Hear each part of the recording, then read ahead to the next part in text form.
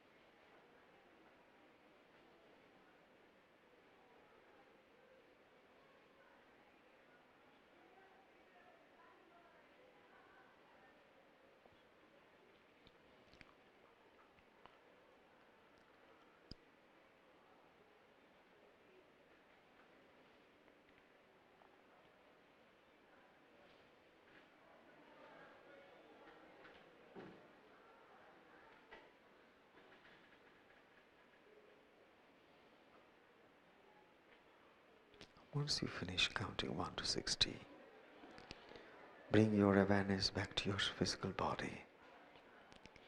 Express your gratitude to the whole of the universe. The most potential language of the universe is love and gratitude. Love and gratitude. Love and gratitude. Fill every cell of your body with infinite gratitude to the whole of the universe and all the elements of Mother Nature. All of them who had brought light into your life. All the teachers and the holy enlightened masters whose knowledge, whose wisdom have lit the path of your life. Express your gratitude for all that life has given you and express your blessings time and time again. Gradually open your eyes, please. Thank you.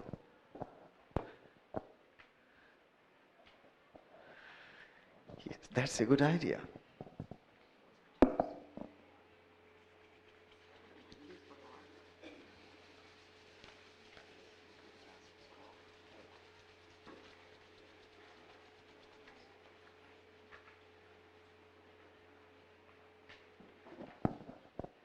Well, I have her also. She needs to speak also. So I give her a chance now. Hi, everybody. One of the things that I wanted to talk about mindful leadership, I will share with you not in the form of a lecture, but in the form of a story and in the form of experiences as this relates to the work that I do and also the people that I interact while we were going through the mindfulness exercise, some of the things that went through my mind was we normally, how many of you have done meditation exercise before? Okay, so the reason I'm asking about this is because a lot of times, actually give you a little bit of perspective. My work involves bringing emotional intelligence to schools in the form of programs.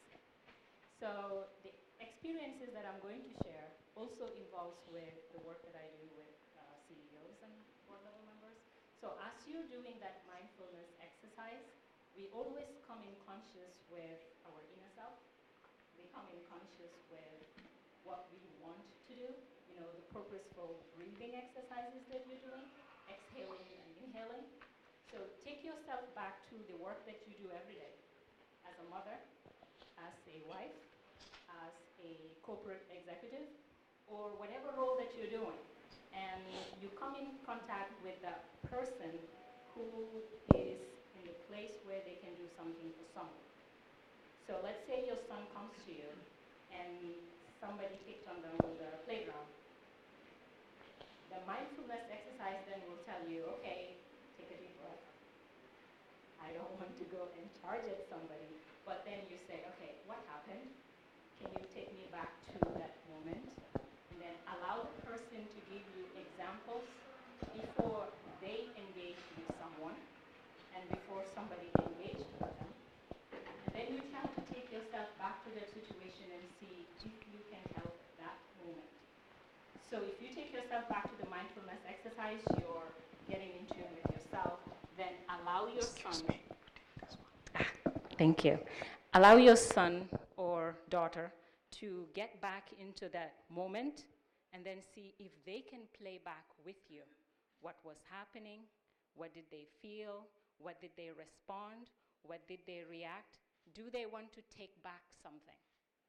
And then once you see them doing that, you add whatever you want to add, but giving them the chance then becomes this exercise that I do, that I'm taking the breaths, that I'm mindful of where I'm sitting, and the earth is supporting me, but then you take it back to that need. If you're a corporate executive and then there's a big decision that's supposed to be made regarding a department, regarding a person, and then you take yourself back to that moment where you're mindful of this situation, this problem, this person, this effort that could change the whole entire company or this individual person's life, and then write down what is important for you, for them, and what the decision will be for the other people. And then when you write that down, am I happy with this decision today? Take yourself away from the decision. If somebody is going to read this decision to me, and I'm in the crowd, how would I feel? And if my daughter is going to be the one who is going to be telling this news as a PR report and not myself, and they now have to read about this person and later find out that this person is their father, their mother, their auntie, am I going to be proud? And this is where mindfulness becomes, I made this decision because it's the right thing to do. I made this decision because anybody who is in my place with these facts, with this opportunity, will do this. And then that leadership in you, whether you're a mom who is helping the son decide with whom to get married to, whom not to get married to, which schools to go to, where you're just the person allowing a curious child go through this field of boundless opportunities. And then you let them fly. But in mindfulness, it's basically just taking what he just told us to the everyday level in whatever position you're doing, and then you just say, I feel this. I want to do this because it's the right thing to do, and now this is what I have decided, and I am happy with it, and I am in tune with that decision. So I will let him talk again, and I will share other specific examples of mindful leadership. I was just thinking of the little work that I have been involved in, women's empowerment. from the early 90s, you know. I come from West Bengal in India, that's the Calcutta. And you know Calcutta is a place where there's a lot of poverty. Though it's called the city of joy, there's a lot of poverty around. Even in the villages, there's abject poverty in the villages. There's such a lot of deprivation. One thing that's, why I'm going to share this story with you is very simple. I basically believe that mindful leader is a person who has a vision more than anything else. And the one vision that by God's grace that I had is this, that charity is not the answer to anything to do with eradication of poverty. So the first thing that stuck my mind, because I started with charity, and in a few months' time I realized that I'm walking on a wrong path, because there was more and more and more expectations from everybody that I started giving and giving and giving, but nothing was solved, but things were getting from bad to worse. It was just like you learn, you put the finger into the fire, you learn it burns. And I burned my finger and learned charity is not the answer.